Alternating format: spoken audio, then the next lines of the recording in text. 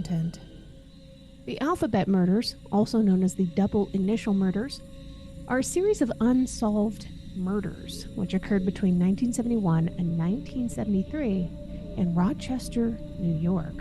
All three of the victims were girls aged 10 or 11 whose last name started with the same letter as their first name. Each one had been abducted from Rochester, assaulted, and murdered by either manual or ligature strangulation before their body was discarded in a suburb with a name beginning with the same letter as their own. The first victim was Carmen Colon. At 4:20 p.m. on November 16th of 1971, a 10-year-old Puerto Rican child named Carmen Colon disappeared while returning home from an errand in Rochester, New York. According to eyewitnesses, Colon had entered the pharmacy her grandmother had instructed her to visit on West Main Street. But when she left the store, learning the prescription that she had been instructed to collect had not been processed yet, she informed the store owner, I gotta go. She was then observed entering a car parked close to the pharmacy. She was then reported missing to the Rochester Police Department at 7:50 p.m. Approximately 50 minutes after Colon exited the pharmacy, scores of motorists driving along Interstate 490 observed the child, naked from the waist down, running from a reversing vehicle believed to be a dark-colored Ford Pinto hatchback. She was frantically waving her arms and shouting in an attempt to flag down a passing vehicle. At least one of these witnesses saw the little girl being submissively led back to the vehicle by her abductor. 2 days later, two teenage boys discovered a partially nude body in a gully not far from Interstate 490 and close to the village of Churchville. It was her. This location was approximately 12 miles from where Carmen had last been seen alive. Her coat was discovered in a culvert some 300 feet from her body. Her trousers were later discovered on November 30th, close to the service road near where numerous motorists had observed her trying to escape. An autopsy revealed that in addition to having been raped, the child had suffered a severe fracture to her skull and one of her vertebrae before she had been manually strangled to death. Her body had been extensively scratched by fingernails also. Both the murder of Carmen and the fact no individual who had observed the child attempting to get away from her abductor alongside Interstate 490 had attempted to offer her any assistance generated absolute public outrage. Two New York newspapers, the Times-Union and the Democrat and Chronicle, initially offered a combined reward of $2,500 for information leading to the arrest and conviction of her killer, and all information each publication received was relayed to the police. Numerous local businesses and residents added to the donations, and gradually it led to the sum exceeding $6,000. Although police interrogated several suspects in the months following her murder, all were cleared of involvement, and by December 21st, the number of investigators assigned to the case on a full-time basis was decreased to only 3. In early of 1972, 5 large billboards, each measuring 30 feet by 12 feet, were re-erected alongside major Rochester expressways. Each bore about 8 feet high picture of little Carmen on them. They all had the headline, "Do you know who killed Carmen Colon?" Free use of these billboards was given for 1 month by the Rochester Outdoor Advertising Company. Each one offered a $6,000 reward for information leading to the arrest and conviction of Carmen's murderer or murderers, in addition to displaying the telephone hotline, number, and postal address, each established the previous November to encourage the public to submit anonymous information. Although the tactic was generally good for several leads, none of them actually went through to finding the killer. 17 months after Carmen's disappearance, at approximately 5 p.m. on April 2nd of 1973, 11-year-old Wanda Walkowski disappeared from east side of Rochester while returning from an errand. According to the owner of a delicatessen, Walkowski had been instructed to visit. The child had purchased the groceries she had been instructed to buy, and at 5:15 p.m., before she had begun walking along down Conkey Avenue, she was reported missing by her mother Joyce at 8 p.m. Police immediately launched an intense search to locate the little girl. Almost 50 detectives searched several square miles of terrain around her home and the delicatessen and areas around the Genesee River where she had been known to play. The searches, of course, failed to locate little Wanda, although several neighbors and residents called in observing Wanda struggling to carry the bag of groceries, walking just north of Avenue B. 3 classmates specifically saw her bracing the bag against a fence so that she could improve her grip as a brown vehicle drove past her. Wanda's fully clothed body was found by police officers at 10:15 a.m. the following day, discarded at the base of a hillside alongside an access road to State Route 104 in Webster, approximately 7 miles from Rochester. The position of her body indicated that she had likely been thrown from a moving vehicle, with her body rolling down the embankment. An autopsy revealed that she had been assaulted and then strangled from behind with a ligature, most likely a belt. Several defensive wounds indicated that she had fought her murderer. In addition, her body had been redressed after death. The autopsy also revealed traces of hair upon her body. Furthermore, several strands of white cat fur were found upon her clothing, although her family did not own a pet with fur of this color. As had been the case with Carmen, investigators established an anonymous telephone hotline in addition to distributing numerous flyers throughout the Rochester area appealing for information. This time, a reward of $10,000 for information leading to the arrest was established. The police inquiries produced an eyewitness who informed investigators that Wanda had walked home from the delicatessen on the evening of April 2nd, and he had observed the child standing alongside the passenger door of a large brown vehicle, talking to the driver. The eyewitness was unable to obtain a clear view of the occupant of the vehicle, though, although the location of the sighting was just 0.2 of a mile from Wanda's home. Another person who contacted the investigators after the tip line was established said that she had observed a man forcing a red-haired little girl matching Wanda's description into a light-colored Dodge Dart on Conkey Avenue between 5:30 p.m. and 6 p.m. on the evening of her disappearance.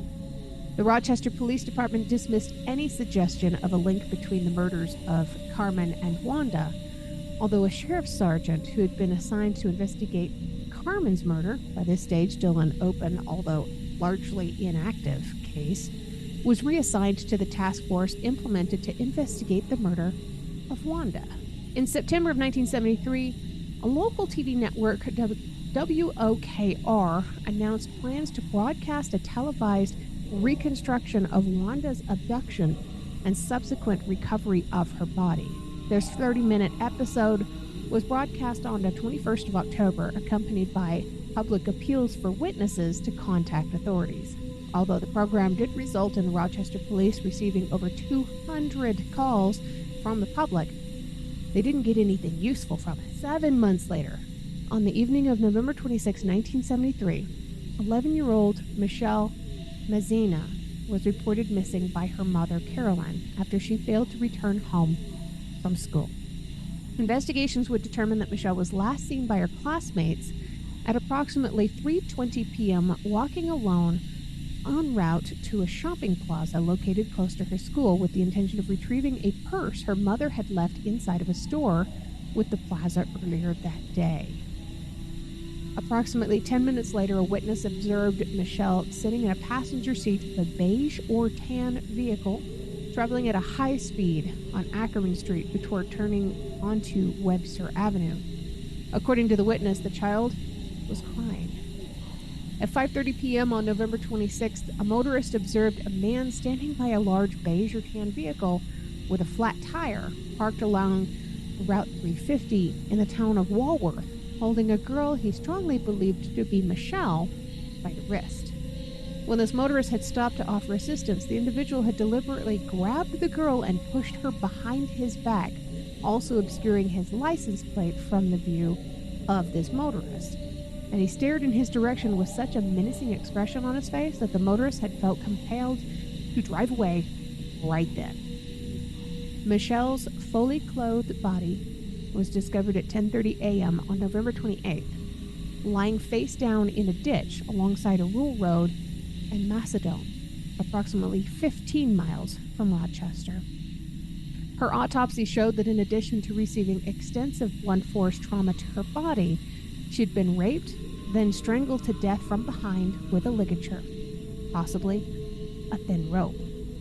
Several strands of white cat fur were discovered on her clothing, and leaf samples matching the foliage where her body was discovered were recovered from within one of her clenched hands, indicating that she had likely been strangled to death at or near the location where she was found. Investigators were able to retrieve a partial palm print from her neck and traces of on her body and her underwear. A forensic analysis of determined that she had been raped by one individual. An analysis of the contents of Michelle's stomach showed that she had traces of a hamburger and onions, which had been eaten about 1 hour before her murder, giving credence to earlier reports of a girl's matching Michelle's description having been seen in the company of a Caucasian man with dark hair, aged between 25 and 35, approximately 6 and weighing 165 pounds. Both of them were seen at a fast food restaurant in the town of Penfield at approximately 4:30 p.m. on the afternoon of her disappearance, and alongside Route 350 approximately 1 hour later. All three of the children's murders generated intense public outrage. Each one received intense publicity, too. Following the murder of Michelle, investigators released a composite drawing of the individual seen with the child by numerous witnesses to the media. They also installed a telephone hotline exclusively devoted to the manhunt for the perpetrator, whom they strongly suspected now had actually committed all three murders. Anonymity was again offered to any caller offering any information, and a reward was again offered for any information leading to the arrest and conviction of the perpetrator. Although these efforts resulted in numerous calls from the public, no credible suspect was located. Although investigators interrogated more than 800 potential suspects in relation to the Alphabet murders, the perpetrator or perpetrators of the homicides was never caught, and the case remains unsolved even now. As each child hailed from a poor Catholic family, had few friends, and had recently experienced issues such as bullying or poor academic performance at their schools, investigators have not discounted the possibility that the murderer may have been employed by or held knowledge of the practices of a social service agency in their efforts to initiate contact with and or gain the trust of each victim. There were a couple of suspects to note. One of them is a guy by the name of Miguel Colon. If that last name sounds familiar, that was the first victim's last name. In the case of Carmen, her uncle Miguel is considered by investigators to be a strong suspect in her murder. Miguel was her paternal uncle. Following the separation of Colon's parents, he had formed a relationship with her mother. Typically on occasions that Carmen walked to the pharmacy to collect family prescriptions, she had been accompanied by her grandfather, Felix, although on the day of her disappearance, Carmen had pleaded with her parents to be allowed to walk by the pharmacy by herself. Just weeks prior to Carmen's abduction and murder, her uncle was known to have purchased a car that closely matched the vehicle seen by eyewitnesses reversing upon the Interstate 490 in pursuit of this half-naked child. Investigators did conduct a search of this vehicle shortly after her murder and discovered that the interior and exterior of the car had been extensively cleaned, and the trunk had been washed with a strong cleaning solution. Suspicious much? Questioning of the dealership, which had recently sold the vehicle to Miguel, revealed that the trunk had not been washed with a detergent prior to the sale. And a doll belonging to Carmen was found in his car, although Carmen's relatives informed investigators that she'd frequently traveled in Miguel's vehicle and may have left the toy in his car previously. But according to a friend, 2 days after the death of Carmen, Miguel had informed him of his intention to leave the country as he had, quote, done something wrong in Rochester. He relocated from Rochester to Puerto Rico just 4 days after the murder of his niece. Investigators did travel to San Juan to question Miguel in March of 1972, although local newspapers published articles detailing police intentions to question him, and that resulted in Miguel fleeing from authorities. Miguel surrendered to authorities on March 26th and agreed to be extradited back to Rochester to face questioning. Miguel was unable to provide a credible alibi for his movements on the day of Carmen's murder, and no individual could be located to corroborate his claims regarding his whereabouts at all. Despite the strong circumstantial evidence attesting to his guilt, no physical evidence was located at the crime scene or within his vehicle to link him to the murder. Miguel committed suicide in 1991 at the age of 44 following an incident of domestic violence in which he shot and wounded both his wife and his brother. Another individual that was considered to be a strong suspect in the Alphabet murders was a 25-year-old Rochester firefighter named Dennis Termini. Termini was a prolific serial offender known as the garage rapist. He's known to have committed a minimum of 14 rapes of teenage girls and young women between 1971 and 1973. He was also known to have owned a beige vehicle similar in description to the vehicle observed by several eyewitnesses to the abductions. He also lived at an address on Bach Street, which was an address close to the area where Michelle was last seen alive. 5 weeks after the death of the last victim of the Alphabet murders in January of 1974, Termini attempted to abduct a teenage girl at gunpoint, although he fled the scene when the teenager refused to stop screaming. Good girl. Shortly thereafter, he abducted another potential victim, although on this occasion, he was pursued by police, culminating in him taking his own life by shooting himself in the head. A subsequent forensic examination of Termini's vehicle did reveal traces of white cat fur on the upholstery. In January of 2007, his body was exhumed to obtain a DNA sample for comparison with the 7 semen samples recovered from Wanda's body. The results of this test confirmed Termini was not responsible for her. However, no physical evidence retrieved from the bodies of Carmen or Michelle exists for comparison with his DNA. Another suspect in these murders was Kenneth Bianchi, who at the time of the murders worked as an ice cream vendor in Rochester. He's known to have worked at locations close to the first 2 murder scenes, and Bianchi had relocated from Rochester to Los Angeles in January of 1976. Between 77 and 78, he and his cousin Angelo Buono Jr. committed the Hillside Strangler murders of 10 girls and young women between the ages of 12 and 28. Bianchi was never charged with the Alphabet murders, though, and has absolutely denied any culpability in these homicides. He's repeatedly attempted to have investigators officially clear him of suspicion. But while residing in Rochester, he's known to have driven a vehicle of the same color and model as the vehicle seen near one of the abduction sites. In April 2011, a 77-year-old named Joseph Nasso was arrested in Reno, Nevada, for the murders of 4 women in California committed between 1977 and 1994, all of whom believed to have been sex workers, and each of those whose surnames began with the last letter as that of their first name. Does that sound familiar? He was a New York native who had lived in Rochester during the early 1970s and who was known to have regularly traveled between New York and California. Initially described by authorities as a person of interest in the Alphabet murders, DNA testing has confirmed Nasso's DNA is not a match to the samples received and recovered from Wanda. Nasso was brought to trial on June 18th of 2013. He was charged with the murder of the 4 California alphabet murder victims. He was unanimously convicted of each murder on August 20th.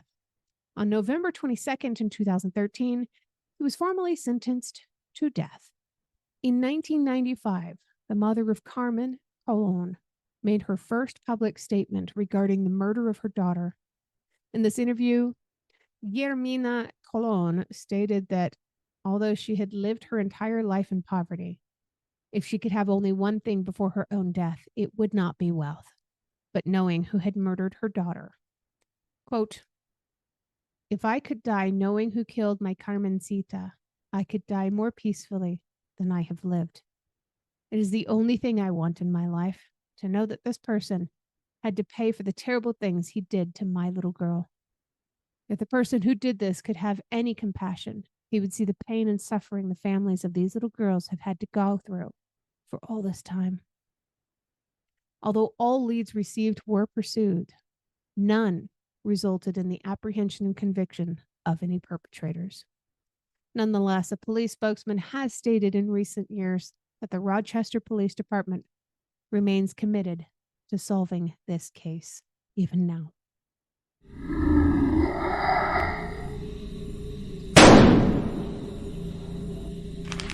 If you're a fan of dark history, don't forget to like and subscribe for more.